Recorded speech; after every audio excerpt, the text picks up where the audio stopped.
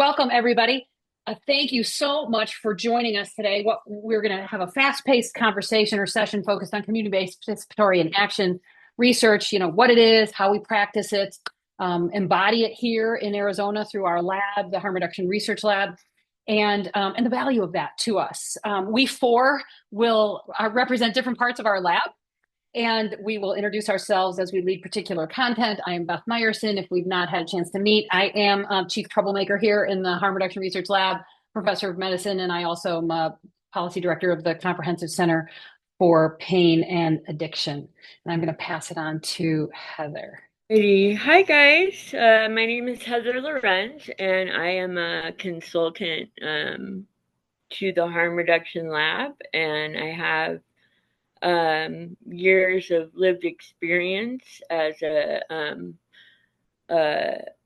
person on methadone, as a drug user, as I've been homeless, I've been part of the, justice involved, all that kind of stuff. So I'm helping to try to make treatment better in Arizona with Beth. All right, so this first slide is like it says, there's different expressions of community engaged research, and you need to know what you're practicing. This is about Praxis, a form of a living document versus a fixed protocol, and the value goes beyond the research itself. The take-home messages today are simple. We want you to understand that community engaged research is a living document and we all benefit from it. Thanks, Heather. My name is Arlene Mahoney. My pronouns are she, they, and I am the Executive Director of Southwest Recovery Alliance, a peer-led harm reduction organization in Phoenix, Arizona. Faculty of the lab, I chair the DPRAB, and I hold a master's in social work. And I was forced to navigate systems that held an ethic of punishment rather than an ethic of care as a drug user, which is why I'm so passionate about the work we do at the lab. A little bit about the lab. The Harm Reduction Research Lab was formed in 2018 and was moved from Indiana University to the University of Arizona by the lovely Beth Meyerson. The work of the Harm Reduction Research Lab is translational, so from research to practice and from research to policy. We focus on pharmacy and medicine to improve the lives of those who use drugs, and we want to emphasize that this is not just about treatment, but more about humane practices that are fair and just. And you'll see some examples of that today. We do our work with guidance from the statewide Drug Policy Research and Advocacy Board, the DPRAB. This group has been functioning since 2020. We center our work on the people who do it because we are implementation scientists, and we center it on who experience the work because we are equity focused. And together we set the agenda for the research we do as a lab. And the DPRAB also plans the research, can carry it out. We decide what it means and what is important about the findings. We publish the findings and translate findings to advance health by changing policy and practice. And you'll hear about several of these behaviors today. And this is how we embody community-based participatory action research, or CBPAR. Do not be mistaken, the DPRAB is not an advisory group.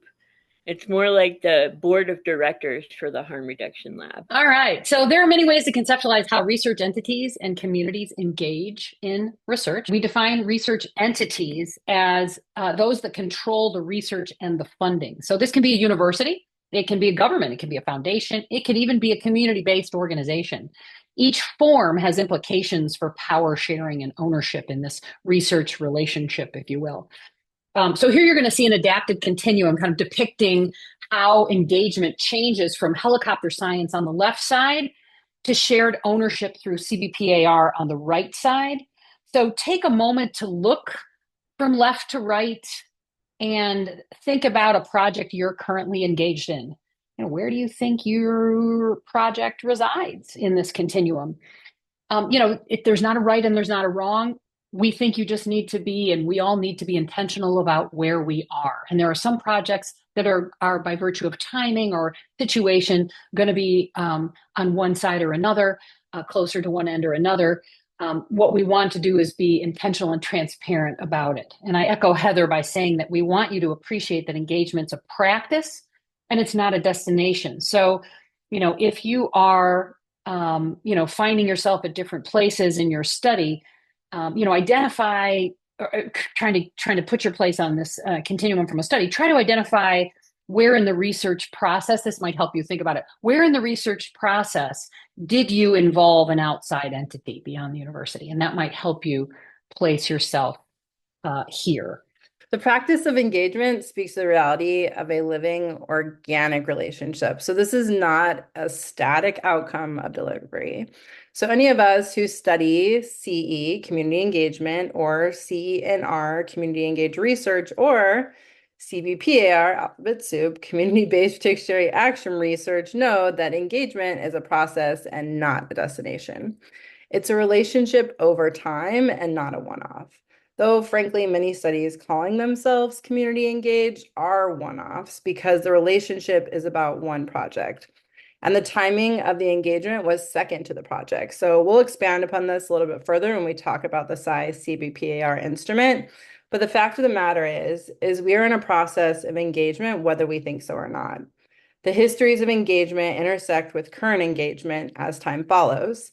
The history could be attached to a person, so like the lead researcher, a group, so like the college or the department of a lab, university, or the topic itself. So if we look at syphilis in the US, here is an example of such a topic with the lasting ghosts of a major study, the Taziki study, which was grossly unethical and harmful and can still haunt all processes around STI engagement. Approaching engagement while considering the ecosystems the study is positioned in, as well as the histories of engagement, is a first step when we think about engagement at all. So we do when we engage. We recruit members, we orient them, we meet together, and we work on projects of shared interests, etc. And at times, reflection on the engagement may not happen, or it may be necessary as something has come up or is incurring within the group or with its members. But the real question is whether the process is structured to create a pause or space for reflection about what is actually happening, so that we can gently decide whether or how things should proceed. And obviously, this is fraught with all sorts of levels of power, which is why we refer to our CBPAR paper for reflection, which we'll also share in a moment. So as mentioned earlier, engagement can be thought of as a living document rather than a fixed protocol. Thus, upon learning more, the other question remains how to tend to the process. What needs to be fixed or shift, repaired, strengthened, reoriented, or whatever needs to be made permanent, made part of customary practices, or what support mechanisms should be built in. And then how does it become acculturated into the engagement group? And then we reflect on the cycle itself. How did it go? Did we get it as facilitators or conveners? How might we do better next time? So this can require emotional labor, and we do it here and together. We are reactive, reflective, and reflexive. This is constant work together. We are actively thinking about how we are being authentic to that model and what adjustments need to be made. And inclusion is part of that tool. Hi, everyone. My name is Caleb Miller. I'm a third-year undergraduate here at the University of Arizona studying neuroscience and cognitive science in the College of Medicine, in the College of Science and the W.A. Franke Honors College.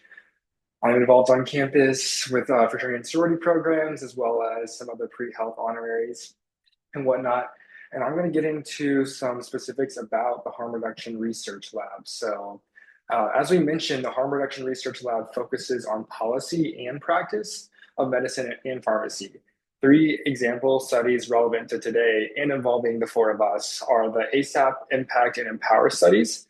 ASAP, standing for Access to Syringes at Pharmacies, is a NIDA-funded hybrid study to understand whether a pharmacy staff level intervention will result in increased non-stigmatized syringe dispensing and staff attitudes and pharmacy culture around people who use drugs and seek pharmacy services, especially to reduce HIV and Hep C. Impact stands for Methadone Patient Access to Collaborative Treatment, is also a NIDA-funded hybrid study to examine whether staff level intervention in opioid treatment programs or methadone clinics will result in treatment quality improvement and ultimately improve patient retention and reduce in-treatment overdose. I worked on this study with students from across the US, and we all worked to contact those opioid treatment programs for a national survey component of the study to demonstrate the need for and feasibility of impact in preparation for our national trial. Empower is a Vitalist Health foundation funded preliminary development project in preparation for a study to examine whether a mood ombuds function and clinic oversight board will improve mood treatment outcomes and patient empowerment. I'm working on this now along with Heather and Beth and several others, students and the community partners, and we'll soon get counsel from the DPRAB on this. And I just want to give a shout out to one of our community partners and lab consultant, Alexis. She designed our Empower logo for us. So we won't unpack all three studies, but we will talk about impact and empower in terms of our experiences in the research community relationship. But just to give you a sense about how these studies are more than just one-offs, as Arlene was talking, you can see an example with ASAP. So ASAP was originally one study, but it's now become an umbrella of a research agenda to move pharmacies closer into harm reductive activities. And there's a need, of course, these things start with need, and this one started with need in the community. If you read from top to bottom, in 2018, I wasn't even in Arizona at the time. We were still in Switzerland, but there were people who wanted to change the law, and, as we had done in Indiana.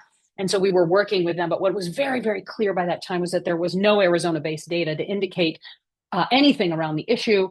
And therefore, policymakers couldn't be informed about what was really happening in pharmacies when people wanted to purchase syringes to avoid hepatitis C and HIV.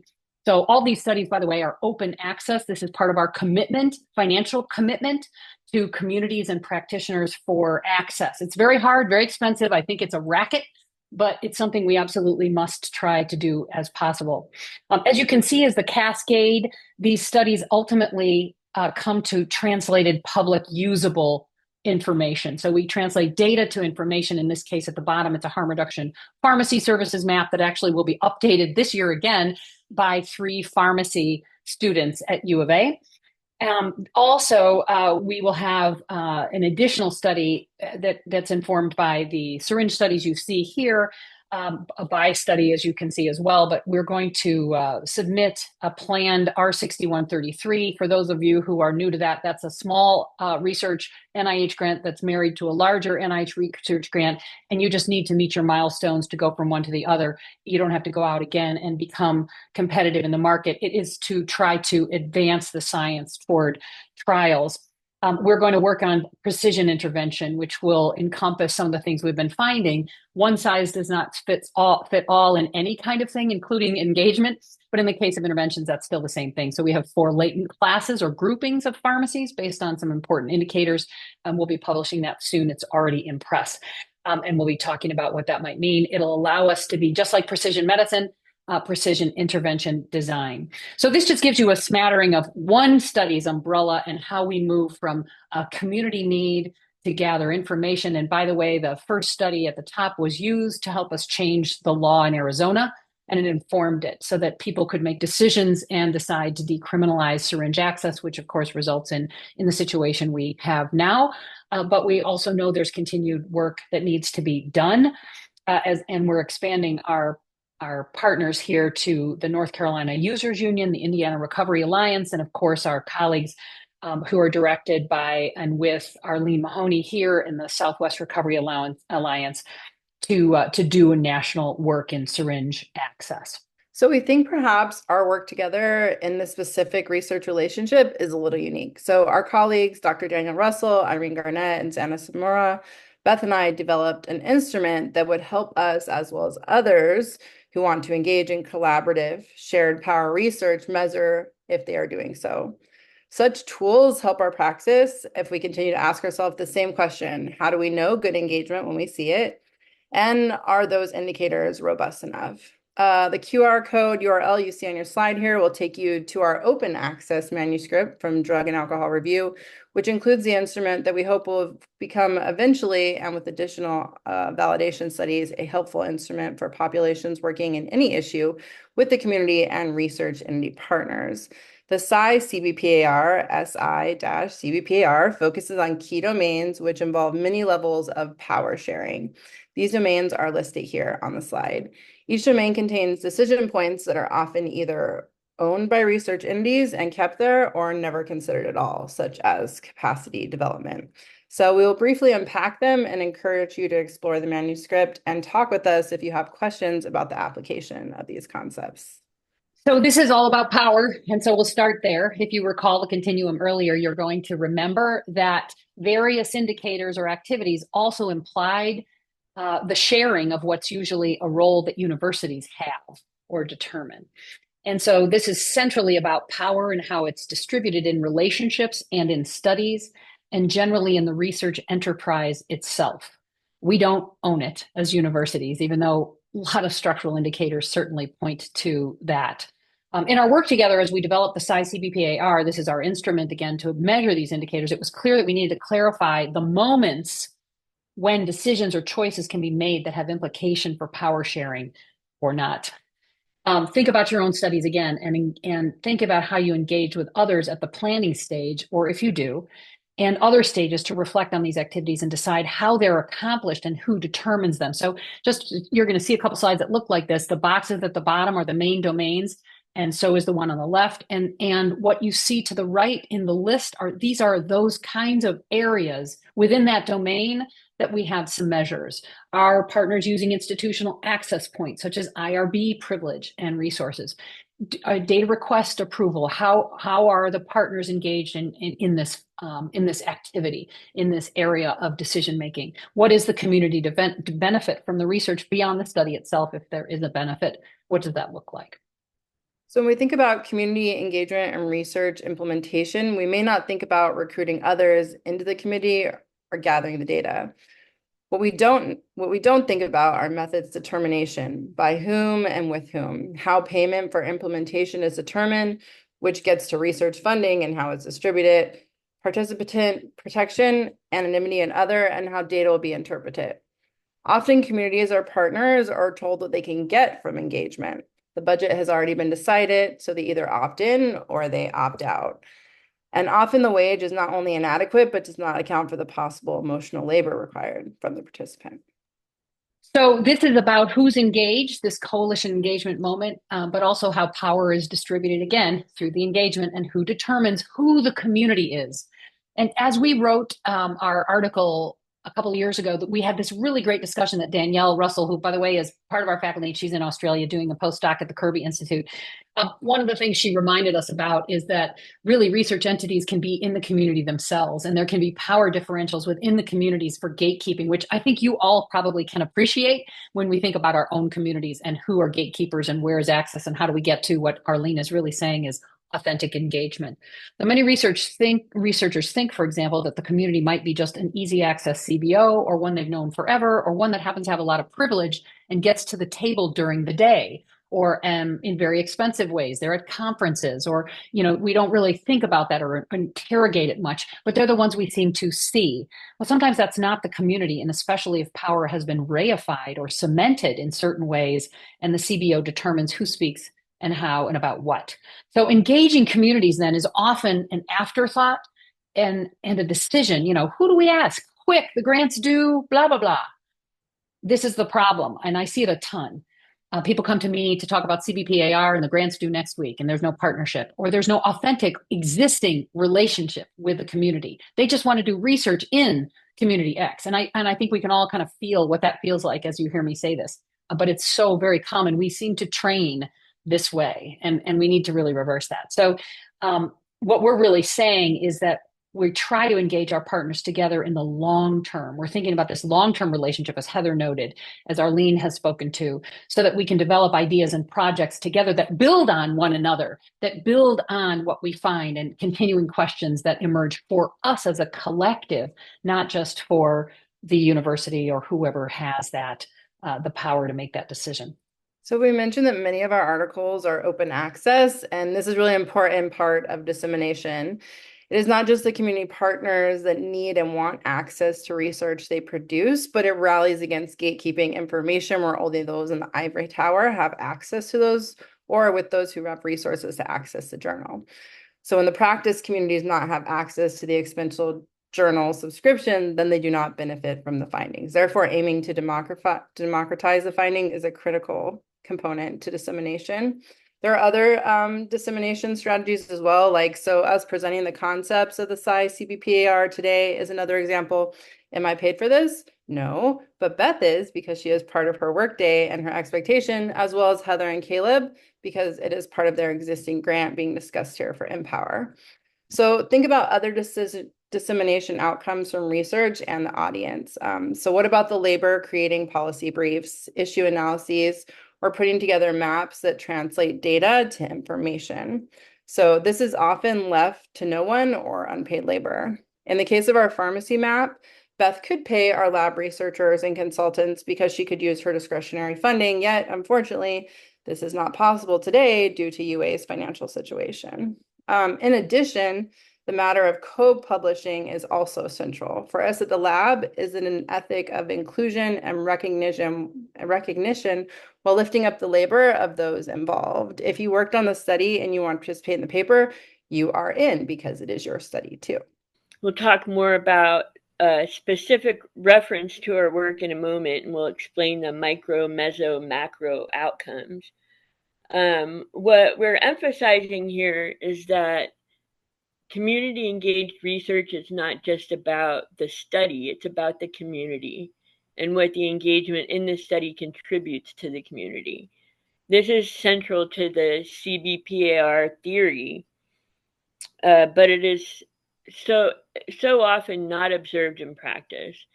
It is not institutionally incentivized, like the example from Arlene that Arlene gave. And this is where we must find solutions. We, the people at the lab and DPRAB, often talk about community capacity when planning a study or beginning an engagement. What do you want to learn, develop, figure out how to do, get out of this? Those are the questions that we ask one another, and we do deliver on them. Examples include things like this. Colleagues have published peer-reviewed articles for the first time, including me. Some have learned to speak in public or before people in power. Others have learned about the policy process or advocacy. Some have developed working relationships with our chief regulator, Kate, the SOTA, the State Opioid Treatment Authority. Others have worked with Senator Kelly's staff or the Attorney General's staff on opioid issues. This stuff is huge and part of the capacity development goals set by the people when we embark on any project work together. For me personally, it really helped me participating in the DPRAB and all the other projects that we're doing. It helped me kind of find my confidence again after experiencing, basically being an out in the out group, as a homeless person, as somebody, in chaotic drug use mode, as somebody, who'd been in jail and stuff like that. And basically, it gives me confidence that I am capable.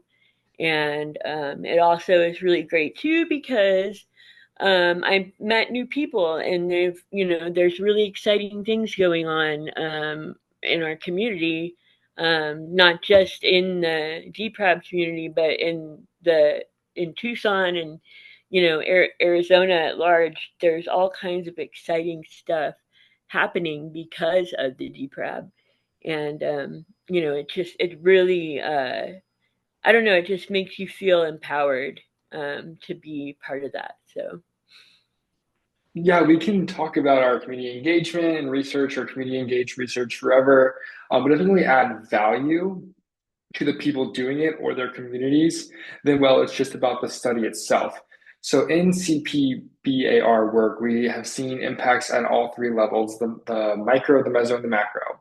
Micro being what do you yourself want to get out of the experience? Meso being what needs are being expressed at social and professional network levels in the community, neighborhoods, etc. And then on a macro level, participating in and seeing practices and system change, changing research approaches and impacting the research in the process, changing research practice in ways that are fundamental to the study. I worked on two of the studies we discussed here, both the impact study and the empower study. And I heard of the lab through Bev's presentation at Alpha Epsilon Delta, which is an honorary society for future health professionals like myself who are seeking to be physicians, pharmacists, and other medical and biomedical researchers. The individual value of collaborating within the harm reduction research lab from people of all different backgrounds for me include being able to better understand the hardships experienced by those with lived opioid use experience when seeking treatment, especially when it comes to the stigma and access issues put in place by society and policy. And additionally, by working on a study such as Empower, I feel like I've been given the ability to be a voice for communities that aren't necessarily heard by the government and society. We're talking about impact as a multi-level staff and clinic intervention to improve methadone medical practice. We're implementation scientists. We care both about the impact of things and the degree to which they're adopted and how that changes outcomes. So we want interventions to be built by the people who use them and are exposed to them. In this case, impact was co-developed by a village of people on methadone during the past 5 years, including myself, in Arizona, staff across clinic roles from 3 Arizona clinics, and also subject matter experts in methadone, counseling, trauma, and workforce development. The result was a 4-pronged intervention comprised of separate evidence-based interventions that were adapted by the people noted. We're testing this in a pilot study right now, and we'll refine it for field trial in 30 clinics across the country from late 2025 to 2027. And then echoing Caleb for a moment, I have been involved with several projects in this lab in the past 18 months. I sit on the DPRAB. I was part of the co-development process of Impact, and I'm a co-investigator on the Empower project. And I have personally seen the impact of the way the lab works with community partners. What's important to me really as, and not just as it being, me personally, but, seeing the level of crisis involved in people who use drugs and having experienced that, but seeing, people, suffering and stuff and knowing that it doesn't have to be that way. That's what's important to me. And I also want treatment to be empowering, not be stigmatizing or, being treated like you're some hapless junkie that doesn't know better, doesn't know any better or whatever. That's important to me. So changing attitudes of providers. But I also really value the way that the lab is able to facilitate relationships that wouldn't necessarily have occurred. So, like, for example, I'm working with people on these things that are professionals in the field, like people who are working at the methadone clinic, and get to kind of get their perspective, which I think is really important.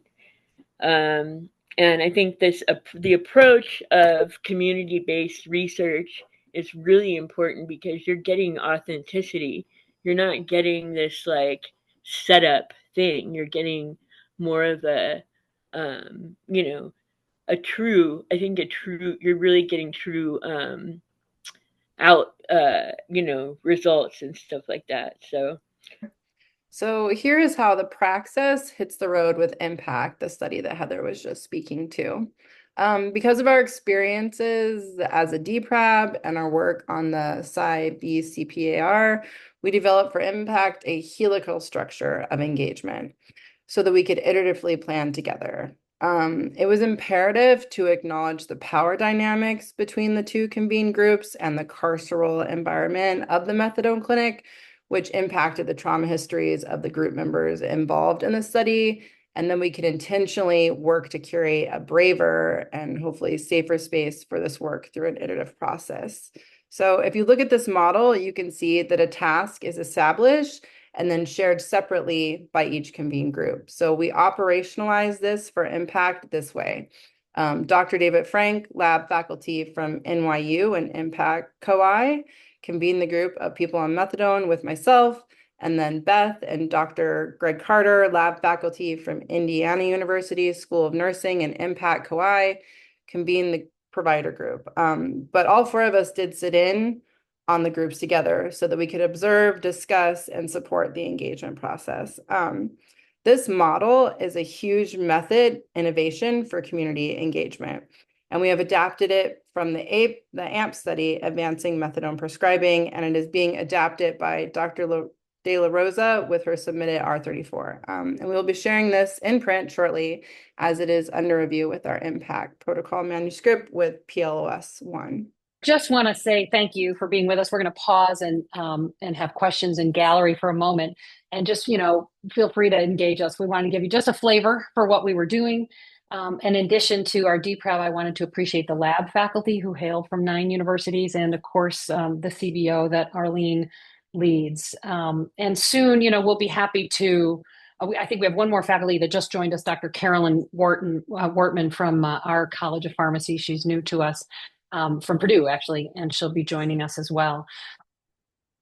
Well, thank you, everybody. We really appreciate your time. Thank you, Caleb and Arlene and Heather, for joining. Really appreciate you all, and that we couldn't do this work. I love this village.